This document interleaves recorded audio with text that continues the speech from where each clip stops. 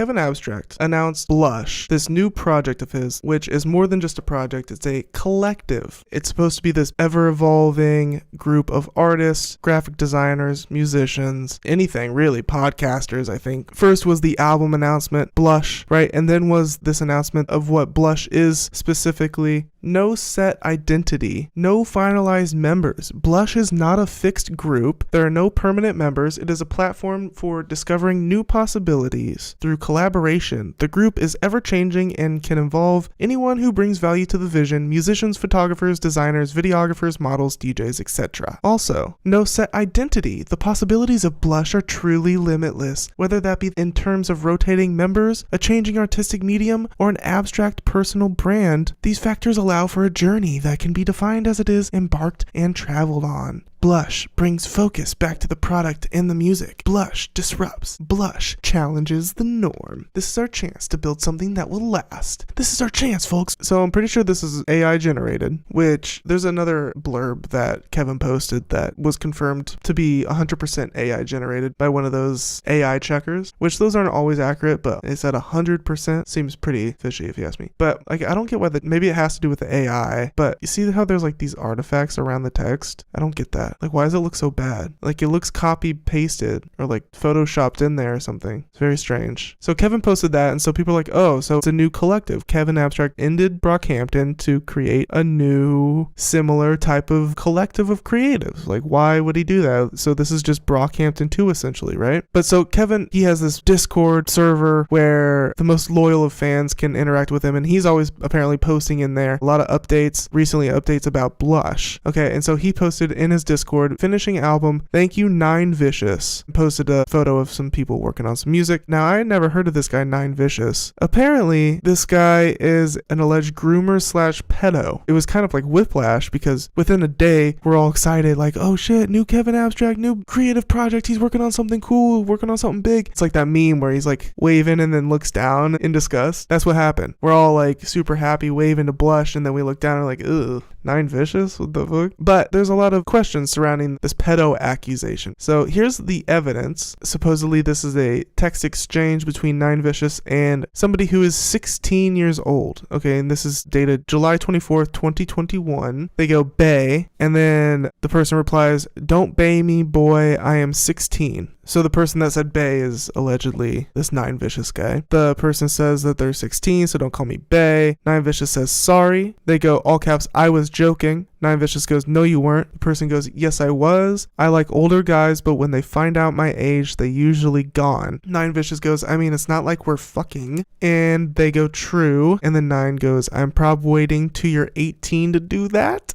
Yikes. And they go, yeah, I know. And then he goes, don't ever post again looking that good. Okay, this is like later that day. And then there was no response to that. And then a couple days later, he goes, one thing you do that pisses me off is when you don't respond to me. So, you know, that seems really bad. I mean, a 16-year-old talking to an 18-year-old, that could be a sophomore and a senior in high school. Definitely bordering on fucking weird. But that's the thing. That's what they're saying. They're like, Google tells me 9 Vicious is 22 currently. So in 2021, they would have been 18, having been 17 until the 12th of July. Is this really a big deal? So I guess he recently turned 18 and that person was 16. So it's still not a good look. Definitely weird and not a great look. But pedo status? I don't know. I don't know if that's like pedo status. The person that posted this commented on the thread saying 19, not 18, basic math, laughed my ass off. He's turning 23 this year in July. The screenshot is after his birthday. Yes, he's 19 in these texts. This got a -1 downvote. Somebody else goes, but the way he responded, bro, pisses me off when you don't respond. He is clearly wanting to maintain contact until the person turns 18 and is, well, at the very least, a jerk to whoever he is talking to. He clearly handled the conversation badly and should have noped the fuck out. I feel like he knew their age before getting into the conversation. Like, it seems, I don't know. How could you not know? Not only did he not, he said he would wait for said person, then spouted some I'll wait for you bullshit, then anger at them, not responding. Yeah, it is pretty manipulative. It is true. It doesn't seem like he was fully not interested in her not being 18. He seemed to still want to chat and look at her. I don't think the text is proof or anything of this person being an abuser, but it doesn't make them look good. Makes them look controlling or at the very least easy to piss off. It's definitely not proof of him being a creep or bad. It's just very obvious it doesn't make him look like a good person either. And it shows lack of care or understanding about the delicacy of underage underage BS, especially when shit will get leaked, because why not? Prepare for people to be shitty if you're famous / wanting to be, and make sure the decisions you make can't be misconstrued. Dude, that's facts. That deserves more than one thumbs up. They go, he's not because he was 19 in these texts. OP goes, 19 telling a 16-year-old he gonna wait till she's 18 to have sex with her, so it's chill. Yes, he's a groomer. People are pretty split on this. It's pretty fucking gross. I don't know. A 19-year-old to a 16-year-old, like there's something weird going on there, if you ask me. But there's more. Of course there is. So that was like the first thing. Like, people were super excited about Blush, and then out of nowhere, they were hit with this like moral dilemma. Kevin is collaborating with this guy that people hate. On top of Amir Van is supposed to be on Blush, basically confirmed already. And there's the whole Amir getting kicked out of Brockhampton drama. So people are not super happy with Kevin's choices of who he is deciding to collaborate with and spend his time with. So the Brockhampton subreddit is kind of a mess. It seems to mostly be a lot of hate directed towards Kevin, possibly rightfully so, for his association with not so great people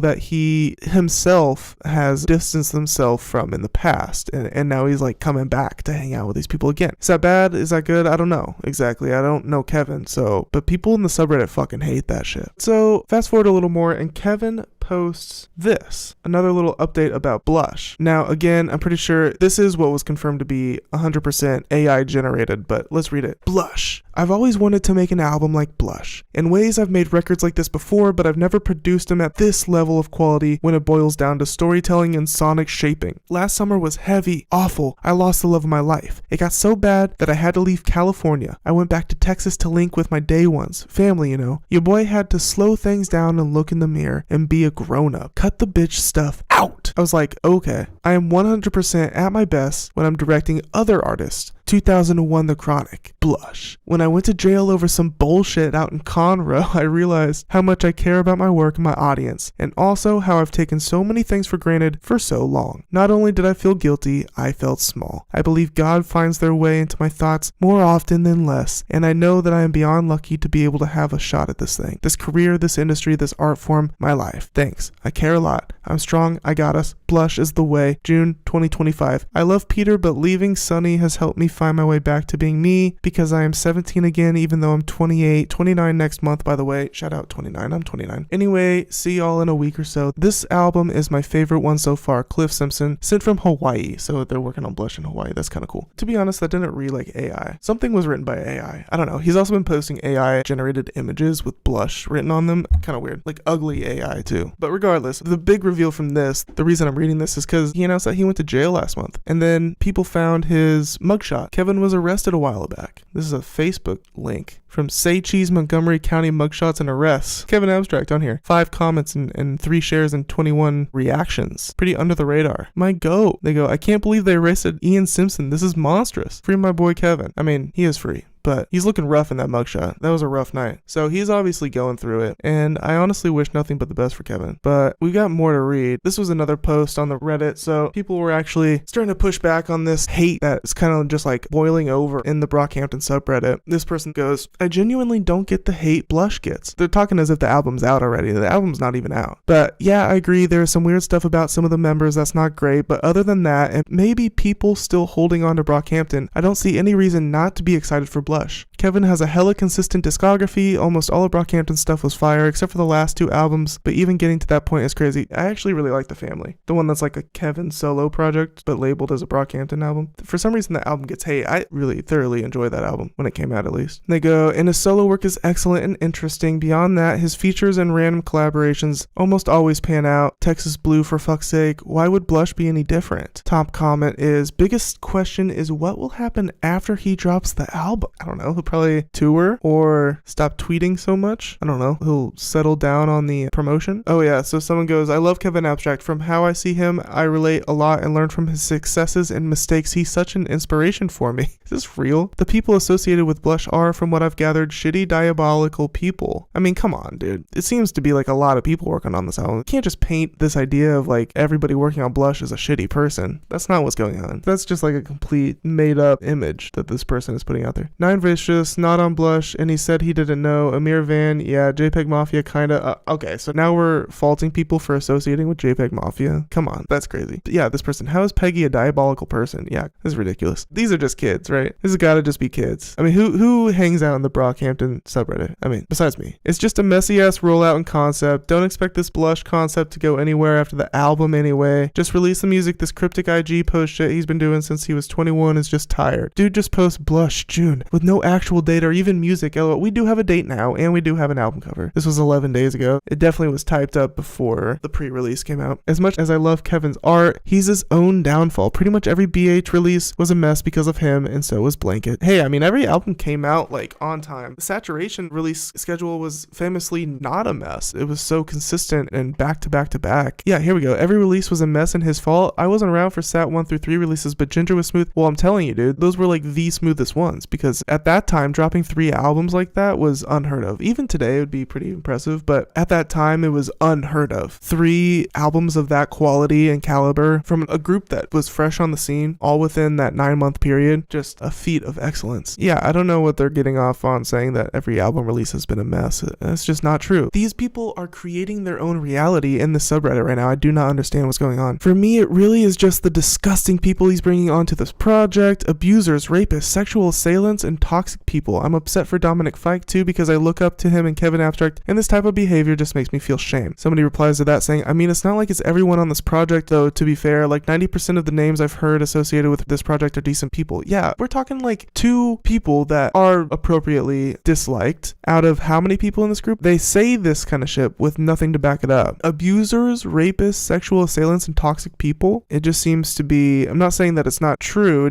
I don't think it's as many people as this person has in their head. Okay, here we go. Amir Van has bad accusations against him. Shauna Berry, a 24-year-old Texas woman who has not before come forward publicly, told Pitchfork that she and Van engaged in a brief sexual relationship that lasted a few nights in January 2015. She said she consented to intercourse, but not to the physical abuse that she claims accompanied it. Berry told Pitchfork that Van bit and choked her, leaving painful bruises and even causing her to briefly lose consciousness on one occasion. Damn, in 2015. Whenever Berry protested any of Van's alleged actions, she said he would punish her by restraining her arms and legs and aggressively spanking her. If I told him I didn't like something, it only made him want to do it more, Berry wrote in an email. I had no idea what was to be expected, and once it started, I had no way to end it. She said she initially viewed Van's behavior as a form of BDSM, but ended the sexual relationship when she realized that my body could not handle what Amir was putting me through. Ew. I wondered how old was he in 2015? She was 24. He would have been 18 at the time. He's my age. He's actually a little younger than me, I think. And I was 18, maybe 19. He would have been 19 and she was 24. Okay. Rhett Rowan, a singer-songwriter who said on Twitter last month that Van was emotionally manipulative and mentally abusive during an alleged relationship in 2015, also detailed accusations of physical abuse to Pitchfork. Rowan said Van choked her until her vision turned black, bit her, and held her down during sex, leaving dark bruises all over her body. I just thought we had this experimental type of sex life, and I convinced myself it was cool even though it hurt, she wrote in an email. Is this a second person saying the same thing? Wow. In the same year too. The sex itself was consensual, but not what he'd do, and saying stop was not an option. So that coupled with, there's also the story floating around of Amir and Merlin. They released a collab EP together within the last couple of years. After that EP came out, Amir allegedly punched Merlin over a disagreement about socialism. That is a story that's floating around. Okay, look it up yourself. So this story, coupled with that violent assault against Merlin, coupled with the reason that Van was kicked out of Brockhampton originally, he set up the robbery of Dom's friend or something like that. Amir is clearly not a great person. All of these accusations piled up against him, it's not looking great. I'm just wondering, how many people is this person talking about? Is it just Amir and Nine Vicious or whatever the fuck their name is? I don't know. Maybe that's enough for it to be pretty bad on Kevin's part to be collaborating. Maybe those 2 people make it bad enough. That's like a big storm of shit, right? All of that surrounding this Blush project. So in the midst of that storm of shit, Kevin Abstract dropped surprise Blush demo tape on Discord. Now, I've not listened to this, and I don't even know if we have access to it, but Kevin Abstract might not be talking to his old Brockhampton bandmates anymore, but he's staying quite active on the solo music front. Abstract announced his new solo album Blush and shared its lead single Geezer, which sounds like some Sublime influenced acoustic beach pop to slot into late 90s MTV rotation alongside Sugar Ray. That's a mouthful. He already streamed the album live on Twitch Saturday, and now he's used another gamer-friendly platform to drop a complimentary release. Today, after tweeting out a video for a new rap song that he says isn't on on Blush. Abstract shared a link to a release called Blush Demo Tape via his Discord server along with the message only for the Discord. Later on, he posted cover art for the tape and encouraged his followers to find the music somewhere. It's right here.